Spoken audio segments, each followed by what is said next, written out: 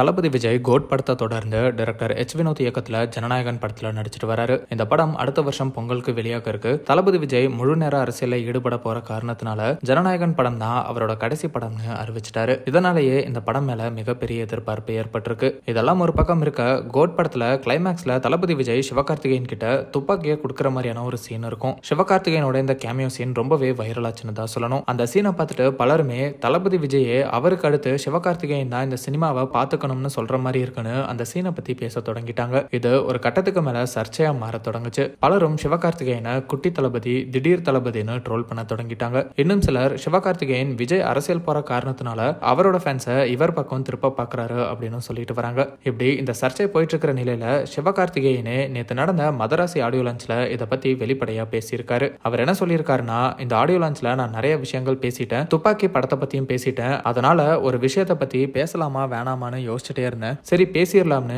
இப்போ முடிவு பண்ணிட்டேன். கோட் படத்துல தளபதி விஜய் எனக்கு துப்பாக்கி கொடுக்கற மாதிரியான ஒரு சீன் இருக்கும். அந்த சீன் பத்தி நான் பல இடங்கள்ல பேசிட்டேன். ஆனாலும் சில விஷயங்கள் ஸ்டாப் ஆகுற மாதிரி தெரியல. அந்த சீன் பார்த்துட்டு நிறைய பேருக்கு சந்தோஷம். ரொம்ப அழகான சீன், நல்லா பண்றடா தம்பி, இன்னும் நல்லா பண்ணுன்னு அவரை தட்டி கொடுக்கற மாதிரி தான் நான் அந்த சீனை பார்த்தேன். ஆனா சிலர் அதை அடுத்த தளபதி, திடீர் தளபதி, குட்டி தளபதி, அந்த தளபதி, இந்த தளபதினு சொல்லிட்டு வராங்க. நான் அப்படி நினைக்கிற ஆளா இருந்தா அவர் எனக்கு துப்பாக்கியை கொடுத்திருக்க மாட்டாரு, நானும் வாங்கி இருக்க மாட்டேன். அண்ணன் அண்ணன் தான், தம்பி தம்பி தான். நான் இதை புரிஞ்சு இதே லெவல்ல இருக்கணும்னு தான் நினைக்கிறேன். அவரோட ரசிகர்களை என் பக்கம் இழுக்க நினைக்கிறேன்னு சிலர் சொல்றாங்க.